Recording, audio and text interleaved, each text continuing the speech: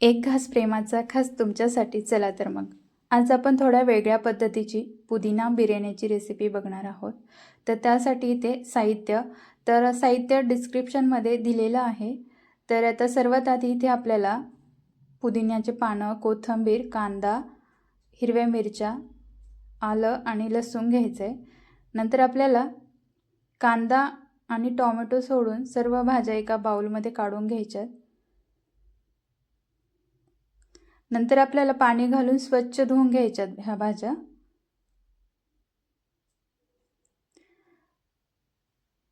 आता कढईमध्ये आपल्याला ह्या भाज्या अर्धवट शिजवून घ्यायच्यात.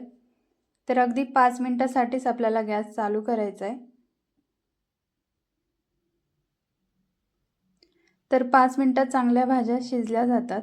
तोपर्यंत आपण पुढची तयारी करूया. एका मिक्सरच्या भांड्यामध्ये हिरवी मिरची, आलं, लसूण, कांदा, कोथिंबीर आणि पुदिना घालून वाटून घ्यायचे आपल्याला बारीक. तर इथे वाटताना 1 चमचा बिर्याणी मसाला आणि 1 चमचा गरम मसाला घालायचा आहे आणि चांगली बारीक पेस्ट करायची.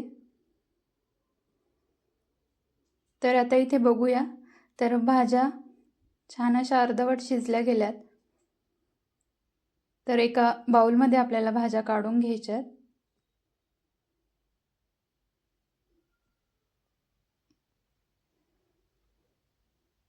तर आता आपण दुसरीकडे एका बाउलमध्ये इथे 2.5 कप तांदूळ घ्यायचा आहे. नंतर पाणी घालून स्वच्छ धुवून घ्यायचं आहे. तर पाणी काढून आपल्याला परत पाणी घालून हा तांदूळ 15 मिनिटासाठी पाण्यात तसाच भिजत ठेवायचा आहे.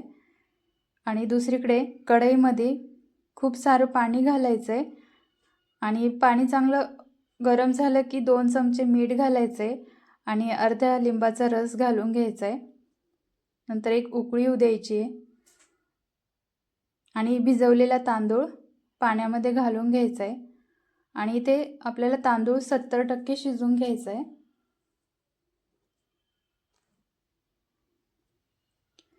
तर आता तांदूळ आपला शिजला गेला आहे. तर पाणी निथळून एका मोठ्या ताटात काढून घ्यायचं आहे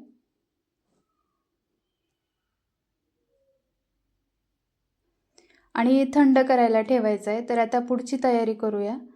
तर कढईमध्ये आपल्याला तेल घालून घ्यायचं आहे.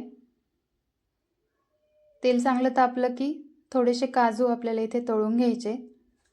तर नाही घातले तरी चालतील, पण डेकोरेशनसाठी छान वाटतात काजू. नंतर कांदा आपल्याला इथे तळून घ्यायचा आहे.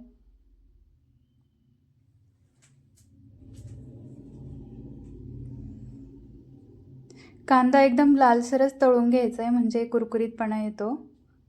तर आता इथे मसाल्यांमध्ये तमालपत्र, मसाला वेलची, लवंगा, मिरी, दालचिनी, जिरे आणि हिरव्या वेलच्या घ्यायच्यात. नंतर कढईमध्ये हे सर्व मसाले घालायचे आणि चांगले परतून घ्यायचे. परतले की आपल्याला इथे आपण हिरवा मसाला वाटून ठेवला होता तो घालून घ्यायचा आहे आणि छान असं परतून घ्यायचं आहे. तेल सुटेपर्यंत आपल्याला हा मसाला परतून घ्यायचा आहे. नंतर टोमॅटो घालायचा आहे. तर टोमॅटो पण चांगला परतून घ्यायचा आहे, म्हणजेच की शिजवून घ्यायचं आहे चांगलं ह्या मसाल्यामध्ये.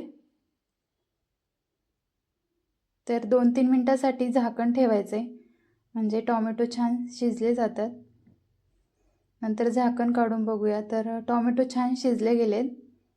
तर आता इथे वाफवलेल्या भाज्या घालून घ्यायच्यात आणि चवीपुरतं मीठ घालायचं आहे आणि अर्ध्या लिंबाचा रस घालून मिक्स करून घ्यायचं आहे.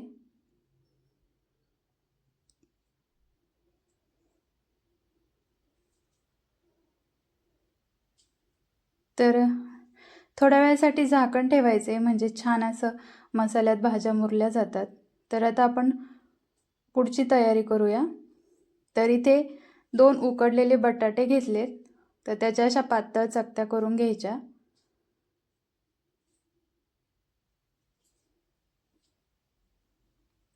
नंतर कुकरमध्ये आपल्याला 1 चमचा तूप घालायचे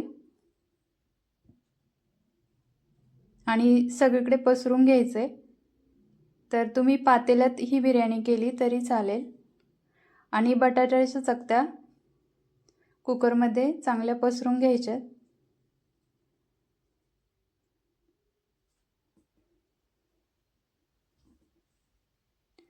नंतर आपल्याला थंड झालेल्या भातामध्ये मसाला घालून आपल्याला मिक्स करून घ्यायचं आहे. तर ह्या मसाल्यामुळे बिर्याणीला रंग खूप छान येतो आणि मसाला जास्त नसल्याने चव पण एकदम सौम्य लागते. तर छान असं मिक्स करून घ्यायचं आहे.